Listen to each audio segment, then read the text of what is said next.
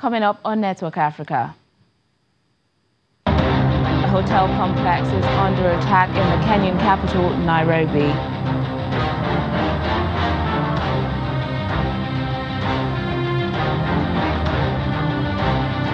Supporters of former Ivorian President Laurent Gbagbo celebrate his acquittal from the International Criminal Court.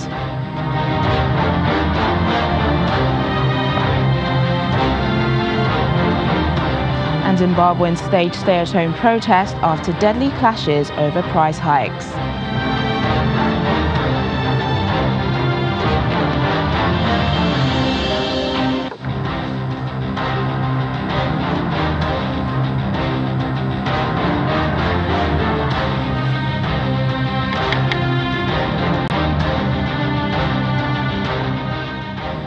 Hello and welcome to the program, everyone. I'm Teniola Shobowale. We begin today in Kenya, where a hotel complex has come under attack in the capital, Nairobi. At least 2 explosions followed by sustained gunfire were heard at the compound in the Westland district of the city, which houses the Dusit Hotel as well as offices.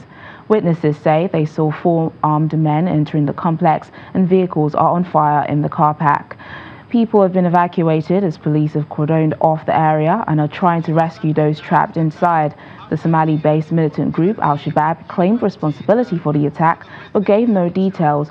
Local media says the head of Kenya's Directorate of Criminal Investigations, George Kinoti, is at the scene to lead the operation. In the meantime, the International Criminal Court has acquitted Côte d'Ivoire's former president, Laurent Gbagbo.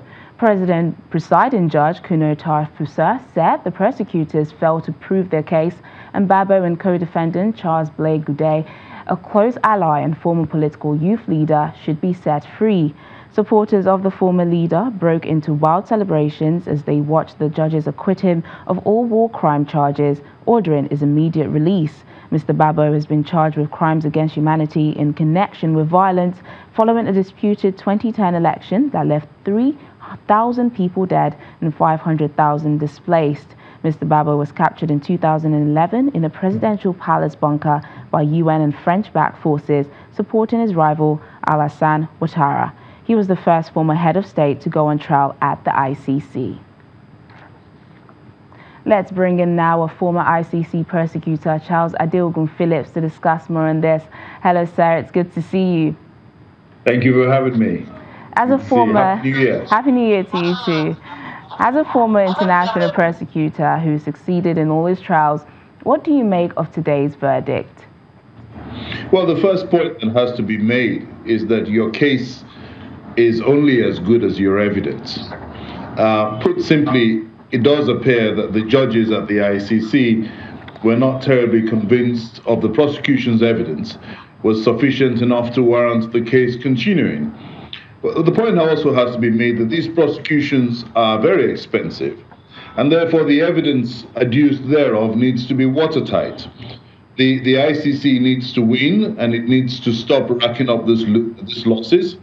And it will be important also, however, that if there is the case to answer, then there is the case to answer, and that's what judges have seen this case. But what happens now? Persecutors charge Mr. Gbagbo with crimes against humanity. What about the victims? Will they get any form of justice?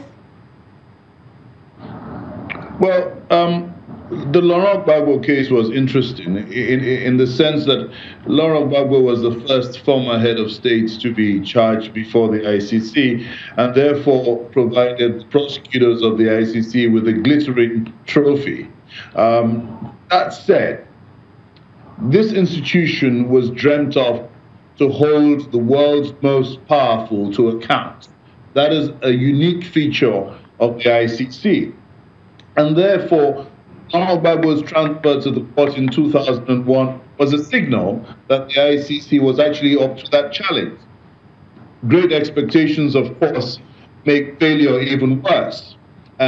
Clearly, the Office of the Prosecutor is reeling from the acquittal of Jean-Pierre Bemba last year, and now Laurent Gbagbo again.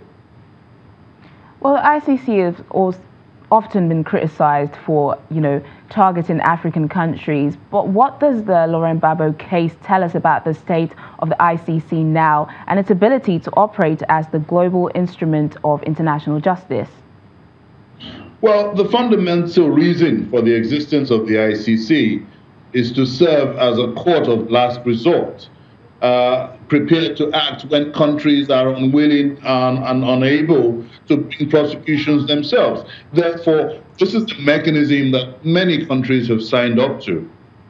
Losing a case that involves mass atrocities damages the perception of the ICC as a credible and effective institution of international justice. That must be said.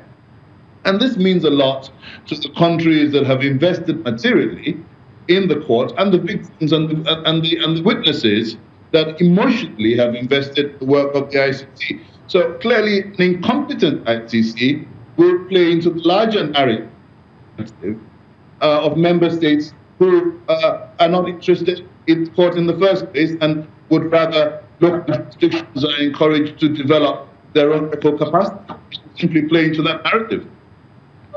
Well, former ICC prosecutors, Mr. Charles Adeogun Phillips, thank you for giving us insight on that and joining us on Network Africa. Thank you for having me. President Ali Bongo has returned to Gabon after a 3-month medical leave. His return comes a week after a small military group took over the state radio station in an attempted coup. The move to grab power was quickly halted, but exposed growing frustration in the oil-producing country over President Bongo's secretive absence. He reportedly suffered a stroke during a conference in Saudi Arabia in October and was flown to Morocco in November for treatment. The Bongo family has ruled Gabon for over 50 years.